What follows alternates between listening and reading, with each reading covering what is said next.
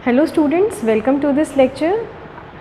कल हमने topic start किया था मांग तथा मांग का नियम, जिसमें हमने मांग की परिभाषा जानी थी, मांग अनुसूची के बारे में पढ़ा था एवं मांग वक्र क्या होते हैं ये देखा था। आज इसी टॉपिक को आगे कंटिन्यू करते हुए हम देखेंगे मांग का नियम क्या होता है। What do we mean by law of demand. मांग का नियम अर्थशास्त्र का बहुत ही इम्पॉर्टेंट नियम है। मांग का नियम किसी भी वस्तु की कीमत तथा उस वस्तु की मात्रा या फिर मांग के बीच में संबंध बताता है। प्राइस एंड क्वांटिटी के बीच में रिलेशंस एस्टैब्लिश करता है। मांग के नियम को परिभाषित करते हुए विभिन्न अर्थशास्त्रियों ने अपनी अपनी परिभाषाएं दी हैं, लेकिन जो प्रोफेसर मार्शल की परिभाषा है वो बहुत ही सरल है। प्रोफेसर मार्शल ने बोला कि जब किसी वस्तु की कीमत घट जाती है तो उसकी मांग बढ़ जाती है, एवं जब उस वस्तु की कीमत बढ़ जाती है तो वस्तु की मांग कम हो जाती है। अर्थात अन्य बातें समान रहने पर, other things remaining the same, जब किसी वस्तु की प्राइस बढ़ जाएगी तो उसकी क्वांटिटी डिमांडेड है वो कम हो जाती है, एवं जब वस्तु की कीमतें कम हो जाती है तो क्वांटिटी डिमांडेड बढ़ जाती है। अर्थात मांग का नियम यह कहता है कि वस्तु की कीमत में और वस्तु की मांगी जाने वाली मात्रा में विपरीत संबंध होता है या फिर इन्वर्स रिलेशनशिप होता है। इन्वर्स रिलेशनशिप क्यों है?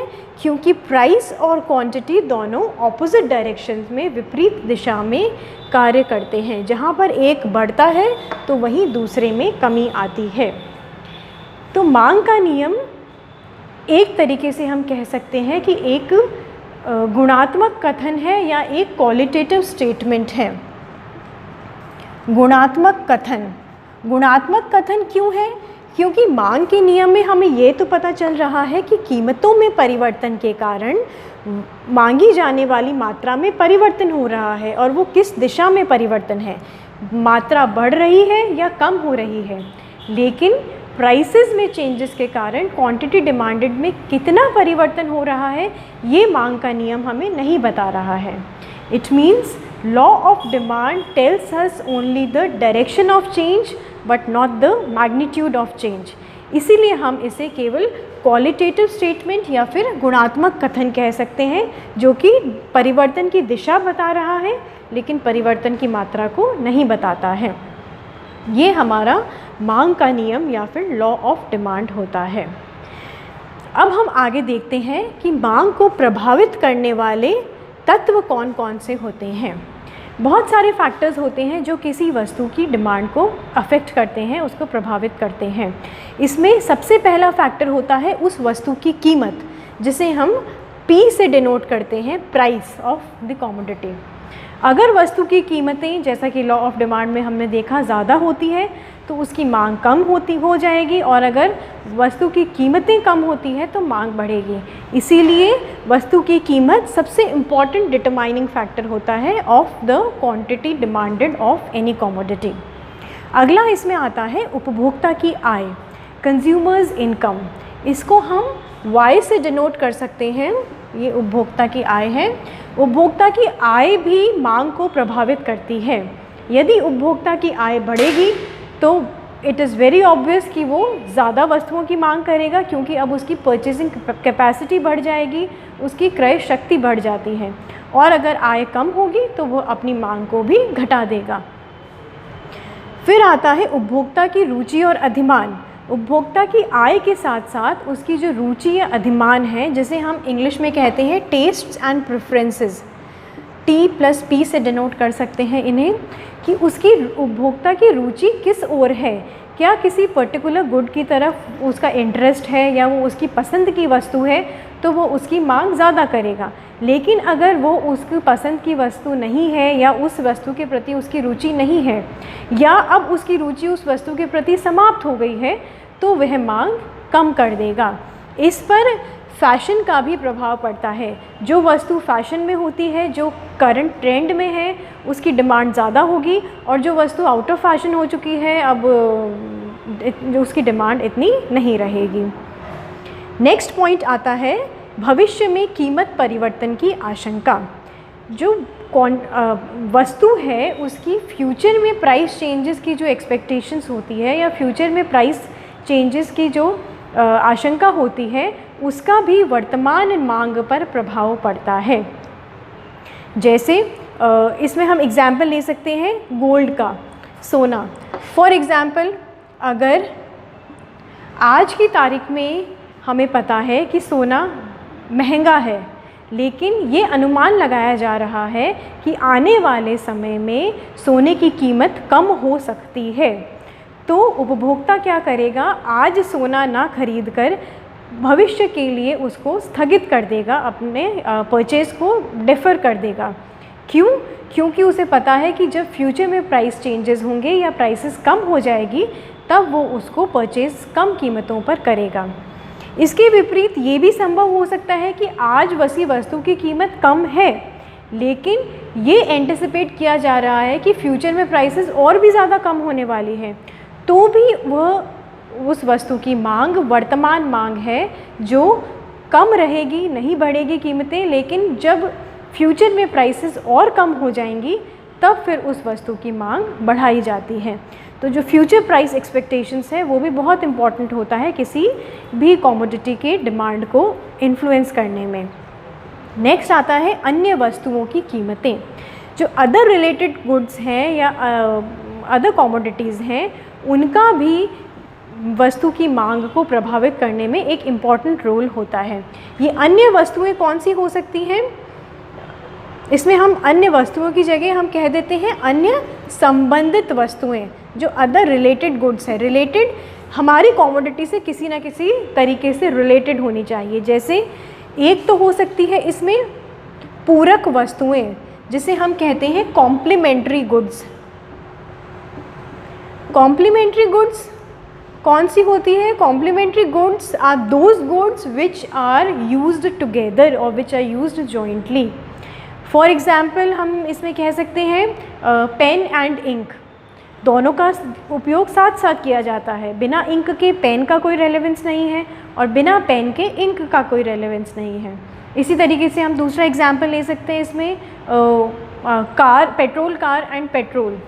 जो पेट्रोल कार है और पेट्रोल है, ये दोनों भी क्या हैं?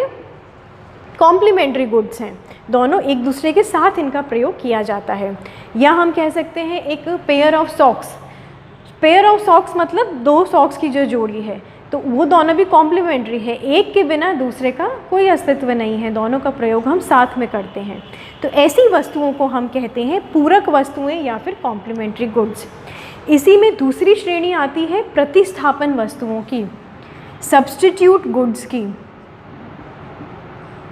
सब्स्टिट्यूट गुड्स जैसा कि नाम से ही क्लियर है, वह वस्तुएं जिनको एक के स्थान पर दूसरे को सब्स्टिट्यूट किया जा सकता है, प्रतिस्थापित किया जा सके। जैसे कि अगर हम इसमें एग्जाम्पल ले सकते हैं चाय और कॉफ़ी का। चाय और कॉफ़ी एक तरीके से एक दूसरे की प्रतिस्थापन वस्तुएं हैं। अगर चाय अवेलेबल नहीं है तो कॉफ़ी से भी काम चलाया जा सकता है। ऑल्दो इसका एक्सेप्शन होता है कि अगर बहुत ज़्यादा आर्डेंट टी लवर्स हैं, वो कॉफ़ी से सेटिस्फाई नहीं होते, उन्हें चाय ही चाहिए होती है। स्टिल टी एंड कॉफ़ी इसका एक अच्छा एग्जाम्पल है। या फिर हम सब्स्टिट्यूट गुड्स में हम दूसरा एग्जाम्पल ले सकते हैं marker pen of two different colours, blue या फिर ब्लैक। ये दोनों एक दूसरे के अच्छे सब्स्टिट्यूट्स हैं।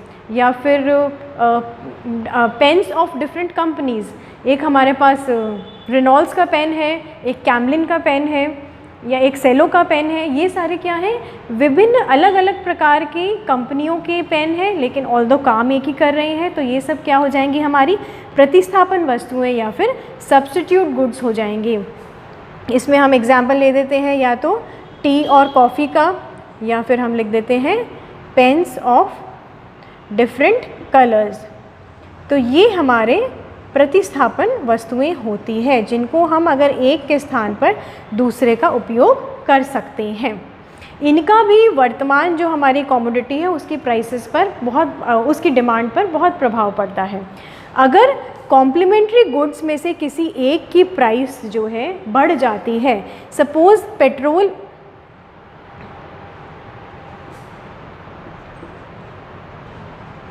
यहाँ पेट्रोल लिख देते हैं, सपोज़ पेट्रोल की कीमत ज़्यादा हो गई है तो इससे क्या होगा, पेट्रोल कारों की मांग कम हो जाएगी, क्योंकि अब पेट्रोल कारों के लिए जो पेट्रोल है वो महंगा हो गया है। तो इसलिए लोग क्या करेंगे, पेट्रोल कारों की डिमांड कम करके हो सकता है डीजल कार्स ज़्यादा परचेज़ करने लगे। वहीं सब्स्टिट्यूट गुड्स में भी जैसे हम देखें कि टी और कॉफ़ी है, इनमें से अगर किसी एक की प्राइस बढ़ जाएगी तो लोग क्या करेंगे, जो वस्तु महंगी हो गई है उसकी परचेज़ कम कर देंगे और उसके स्थान पर किसी सस्ती वस्तु को प्रतिस्थापित करेंगे। इसमें जैसे हम देख लें, या तो टी एंड कॉफ़ी है, या फिर एक एग्जांपल हम ले लेते हैं राइस का और वीट का, चावल और गेहूँ। हो सकता है अगर चावल की कीमतें बढ़ गई हैं, चावल महंगा हो गया है, तो जो लोग पहले चावल प्रेफर कर रहे थे वो अब क्या कर रहे हैं, अब क्योंकि राइस महंगा हो गया है तो उसके स्थान पर जो कि गेहूँ अभी भी सस्ता है उसको प्रतिस्थापित कर देंगे, उसको सब्स्टिट्यूट कर देंगे। तो ये हो जाता है सब्स्टिट्यूशन इफ़ेक्ट। फिर नेक्स्ट पॉइंट आता है जनसंख्या का आकार। जो साइज़ ऑफ पॉपुलेशन है उसका भी मांग पर बहुत प्रभाव पड़ता है, क्योंकि पॉपुलेशन जैसे जैसे बढ़ेगी वैसे वैसे इकोनॉमी में डिमांड भी ज़्यादा होगी, और अगर पॉपुलेशन कम होती है तो वस्तुओं की मांग भी कम होगी। नेक्स्ट पॉइंट आता है इसमें मौसम या फिर क्लाइमेट या वेदर, इसका भी वस्तु की मांग पर प्रभाव पड़ता है। फॉर एग्ज़ाम्पल हम कह सकते हैं कि अभी जैसे मॉनसून्स का सीज़न है, तो मॉनसून में बारिश के मौसम में रेन कोट्स की डिमांड ज़्यादा होगी या फिर अम्ब्रेलास की डिमांड ज़्यादा होगी, क्योंकि उनका रेलेवेंस है अभी। और इसी तरीके से विंटर्स में वुलन क्लॉथ्स की डिमांड बढ़ जाती है और समर्स में वुलन्स की डिमांड नहीं के बराबर होती है। तो इस तरीके से मौसम का भी बहुत अधिक प्रभाव पड़ता है किसी भी वस्तु की मांग को प्रभावित करने में। नेक्स्ट आता है सरकारी नीति या फिर गवर्नमेंट पॉलिसीज़। जो गवर्नमेंट पॉलिसीज़ होती है वो भी एक इम्पैक्ट डालती है किसी वस्तु की डिमांड पर। जैसे कि अगर किसी वस्तु को सरकार का अनुदान मिल रहा है, इसके कारण क्या होगा, उस वस्तु की कीमतें जो है कम रहेंगी और कीमतें कम होने से उनकी मांग अधिक हो जाती है। या किसी वस्तु को सरकार प्रमोट करना चाह रही है तो उस कारण से भी उसकी कीमतों को अफेक्ट करके उसकी मांग को कम बढ़ाया जा सकता है। तो ये सारे फैक्टर्स हमारे होते हैं जो कि मांग को प्रभावित करते हैं। और जो हमारा मांग का नियम है वो क्या करता है, इन सभी फैक्टर्स को कांस्टेंट मान लेता है, यथावत मान लेता है, सेम मान लेता है कि इनमें कोई परिवर्तन नहीं हो रहा, ये हम समान रहते हैं, और केवल वस्तु की कीमत में और वस्तु की मात्रा में संबंध को स्थापित करता है। तो ये जो हमारे फैक्टर्स हैं जिनको कांस्टेंट माना है, यही जो है मांग के नियम की मान्यताएं भी होती हैं, अजम्पशंस भी होती हैं, क्योंकि हम ये अज्यूम कर लेते हैं या मान लेते हैं कि इन सभी तत्वों में कोई परिवर्तन नहीं हो रहा और वो समान रहेंगी। तो इसी के कारण हम जब मांग को डिफ़ाइन करते हैं मांग के नियम को, तो हम ये कहते हैं other things remaining the same, या फिर अन्य बातें समान रहने पर। अन्य बातें कौन सी हैं, यही सारी बातें अगर समान रहती हैं, इनमें कोई परिवर्तन नहीं होता, तो फिर मांग का नियम ये प्राइस और क्वांटिटी में रिलेशन इस्टेब्लिश करता है। नेक्स्ट हमारा इसी में आता है मांग फलन, जिसे इंग्लिश में कहा जा सकता है डिमांड फंक्शन, कि मांग का फलन क्या होता है, डिमांड फंक्शन क्या होता है। डिमांड फंक्शन एक इक्वेशन है, एक समीकरण है जो कि वस्तु की मांग में और वस्तु की मांग को प्रभावित करने वाले तत्वों में संबंध स्थापित करती है। हम इसमें लिख सकते हैं demand of x commodity is the function of, फिर सारे फैक्टर्स हम यहाँ लिख लेंगे जो कि मांग को प्रभावित कर रहे हैं। कौन कौन से फैक्टर्स हैं वो, ये सारे। सबसे पहले हम लिखते हैं वस्तु की कीमत। तो प्राइस ऑफ एक्स कॉमोडिटी। फिर आ जाएगा उपभोक्ता की आय, जिसे y से डिनोट किया है, तो यहाँ पर हम y लिख देंगे। नेक्स्ट आता है टेस्ट एंड प्रेफरेंसेस, तो हम इसका t लिख लेते हैं यहाँ पर। भविष्य में कीमत परिवर्तन की आशंका है, तो इसको हम डिनोट कर देते हैं p और छोटे e से, फ्यूचर प्राइस एक्सपेक्टेशंस, या जो भी प्राइस चेंजेस हो रहे हैं। फिर नेक्स्ट हमारा आ जाता है अन्य संबंधित वस्तुओं की कीमतें। संबंधित वस्तुओं की कीमतों को हम ले लेते हैं P और छोटा r, यानी price of other related commodities. फिर आता है जनसंख्या का आकार। यहाँ जनसंख्या वैसे पॉपुलेशन P से डिनोट करते हैं, लेकिन ऑलरेडी हमने P लिख लिया है, तो इसके लिए हम कोई दूसरा डिनोशन यूज़ कर लेते हैं। Let us take N for size of population. Then comes weather, मौसम। मौसम को हम W से डिनोट कर देते हैं, और सरकारी नीति है, इसको हम गवर्नमेंट पॉलिसी G से डिनोट कर देते हैं। तो ये जो इक्वेशन हमें प्राप्त हुई है, ये क्या होता है, डिमांड फंक्शन होता है, जो कि ये कह रहा है कि वस्तु की मांग इन सारे तत्वों पर निर्भर करती है। और ये जो हमने छोटा f यूज़ किया है, स्मॉल f, ये फंक्शन के लिए या फलन का सिंबल होता है। तो ये जो इक्वेशन है, इसकी दो पार्ट्स हैं, left hand side and right hand side. तो जो राइट में जितने भी फैक्टर्स आए हैं, ये सभी, ये क्या होते हैं, ये हमारे स्वतंत्र चर हैं या फिर इंडिपेंडेंट वेरिएबल्स होते हैं। और जो लेफ़्ट में आया है dx, वो हमारा क्या है, डिपेंडेंट वेरिएबल है, या फिर इसको कह सकते हैं परतंत्र चर है, या इसको दूसरा नाम इसका हो सकता है निर्भर चर है। डिपेंडेंट वेरिएबल क्यों है, क्योंकि ये इन सब पर डिपेंडेंट होता है। तो मांग के नियम में हम क्या करते हैं, सिर्फ इसको चेंजेबल मानते हैं, बाकी सारे फैक्टर्स को कांस्टेंट मानते हैं। तो इनको कांस्टेंट मानने के लिए हम क्या करेंगे, इनके ऊपर एक छोटा डैश लगा देते हैं। इस छोटा डैश या जो बार हमने लगाया है, इसको हम पढ़ेंगे y बार, t बार, p e बार। ये जो बार या डैश हमने लगाया है, इसका मतलब होता है स्थिर, या जिसमें कोई चेंजेस नहीं हो रहा है। तो हम फिर कह सकते हैं कि हमारा मांग का नियम क्या कहेगा कि dx is the function of px, क्योंकि बाकी सारी चीज़ों को हमने स्थिर मानने के बाद में ये पता चला है कि मांग जो है x वस्तु की, वो x वस्तु की कीमत पर निर्भर कर रही है, उसका फंक्शन है, उसका फलन होता है। ये हमारा मांग का नियम है।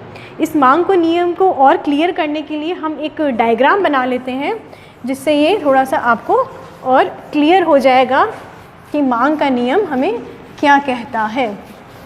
यहाँ हम दो एक्सिस बनाएंगे, एक आता है OX एक्सिस, जो कि हमारा हॉरिजॉन्टल एक्सिस है, और एक OY एक्सिस है, वर्टिकल एक्सिस है। OY एक्सिस पर हम ले लेंगे वस्तु की कीमत। ये वस्तु की कीमत हम लेते हैं रुपए प्रति इकाई में। ये हमने कल जो डायग्राम बनाया था एकदम वैसा ही है। और OX पर हम ले लेंगे वस्तु की मात्रा, या इसको कह सकते हैं वस्तु की मांगी जाने वाली मात्रा। इसको हम लिखते हैं इकाइयों में, यूनिट्स में होता है, और ये रुपीस पर यूनिट में होता है। तो यहाँ पर हम सपोज़ यहाँ पर प्राइसेस हमने मार्क कर लेते हैं 5, 4, 3, 2, 1 प्राइसेस हमने ले ली है, 1, 2, 3, 4, 5। और यहाँ पर हम वस्तु की मात्रा सपोज़ ले लेते हैं 100, 200, 300, 400 और 500। तो लॉ ऑफ डिमांड के अनुसार जब कीमतें ज़्यादा होंगी तो मांग कम होगी, और कीमतें कम होगी तो मांग ज़्यादा होगी। तो हम इसमें कुछ इस तरीके से प्लॉटिंग करेंगे कि वस्तु की कीमत जब 5 रुपये प्रति इकाई है